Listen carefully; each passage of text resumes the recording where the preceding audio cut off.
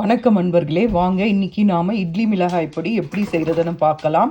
அதுக்கு நான் 1/4 கப் வெள்ளை எள்ளு எடுத்திருக்கேன். நீங்கள் கருப்பு வேணாலும் எடுத்துக்கோங்க. நான் இந்த வெள்ளை எள்ளை நல்லா பொரியிற அளவுக்கு இதை நான் ஃப்ரை பண்ணணும். உங்களுக்கு இதை நான் ஃப்ரை பண்ணிட்ட பிறகு காட்டுறேன். எண்ணெய் இல்லாமல் தான் ஃப்ரை பண்ணணும்.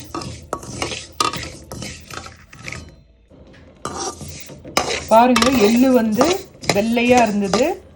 இந்த அளவுக்கு நல்லா பொரியணுங்க. எள்ளு பொரிஞ்சாதான் நல்லா இருக்கும் டேஸ்ட்டு. அதனால் இது கொஞ்சம் பொறுமையாக நீங்கள் ஃப்ரை பண்ணணும். அதுக்கு தான் முடிச்சோன்னு காட்டுறேன். இப்போ இதை எடுத்து நம்ம ஒரு தட்டில் மாற்றிக்கலாம். பாருங்கள், 1/4 கப் கடலைப்பருப்பு எடுத்திருக்கேன். 1/4 கப் எள்ளு, 1/4 கப் கடலைப்பருப்பு. இதுவும் நல்லா வறுபடணும்.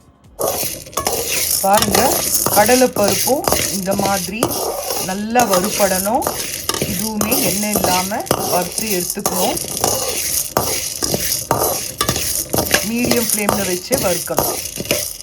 1/2 கப் உளுத்தம்பருப்புங்க. இதுவையும் பொறுமையாக வறுக்கணுங்க.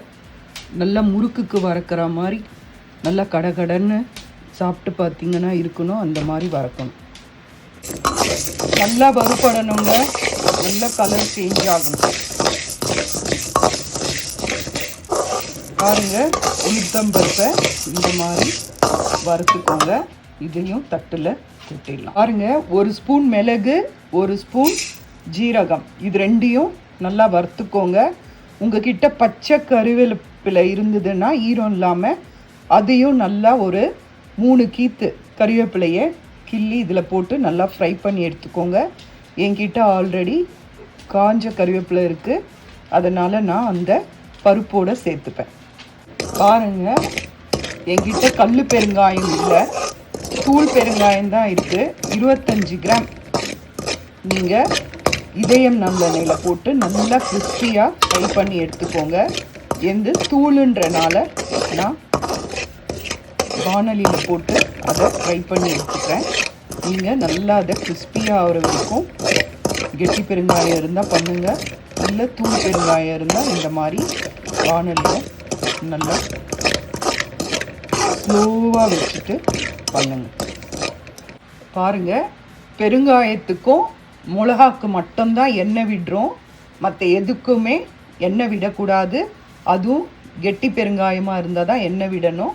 எந்த ஆல்ரெடி தூள் பெருங்காயனால எண்ணெய் விடலை, வெறும் மிளகாக்கு எண்ணெய் விடுறேன். இப்போ பாருங்கள், இதயம் நல்லெண்ணெய் எடுத்துக்கோங்க, நல்லாயிருக்கும். அதில் நான் ஒரு 5 வரமிளகாய் எடுத்துக்கிறேன்.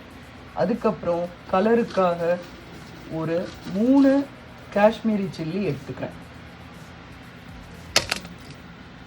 பெருசாக இருக்குது, அதனால் ஒரு 2 காஷ்மீர் சில்லியும் ஒரு சின்னது இருக்குது, அதை எடுத்துக்கிறேன். மொத்தம் 3 எடுத்துக்கிறேன். இதை நீங்கள் நல்லா எண்ணெயில் போட்டு பொரிச்சு எடுத்துக்கோங்க. உங்கள் காரத்துக்கு ஏற்ற மாதிரி மிளகா சேர்த்துக்கோங்க. பாருங்கள், மிளகா நல்லா வறுத்தாச்சு.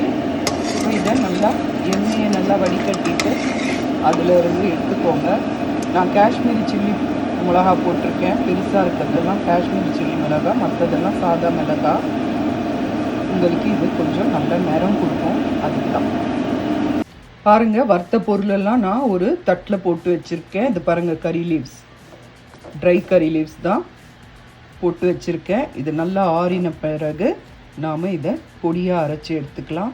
ஃபஸ்ட்டு மிளகாவை தான் அரைக்கணும். அரைக்கும் போது உங்களுக்கு நான் காட்டுறேன்.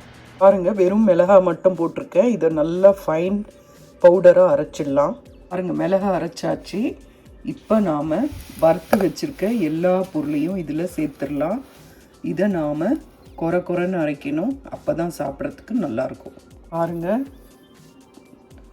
நல்லா குறைன்னு அரைச்சி கொண்டு வந்தாச்சு. இதுலேயே நம்ம தேவையான அளவு உப்பு சேர்த்து அரைச்சிக்கோங்க. அரைக்கும் போதே அந்த பொருளெல்லாம் கொட்டும் போதே தேவையான அளவு உப்பையும் சேர்த்து அரைச்சி எடுத்துக்கோங்க. வாங்க பார்க்கலாம். பாருங்கள், இட்லி பொடி நல்லா குறைன்ட்டு ரெடி ஆகிடுச்சு. இது இட்லி தோசைக்கெல்லாம் நம்ம வச்சு சாப்பிடலாம். எதுவும் தேவைன்னு இல்லை, சாம்பார் சட்னி எல்லாம் தேவைன்னே இல்லை. நம்ம சட்னி சாப்பிட்றதோட இது சாப்பிட்றது ரொம்ப நல்லது. இதில் ப்ரோட்டீன் இருக்குது, எல்லாமே இருக்குது. அதனால் இது செஞ்சு பாருங்கள். இது நம்ம மினி இட்லி செஞ்சு இட்லி பொடி இட்லி கூட இதில் செய்யலாம். இது ரொம்ப சுவையாக இருக்கும். இது ஆறின பிறகு நீங்கள் ஒரு பாட்டில்லையோ இல்லை ஏர்டைட் கண்டெய்னர்லையோ போட்டு வச்சுக்கோங்க. மிகவும் சுவையாக இருக்கும்.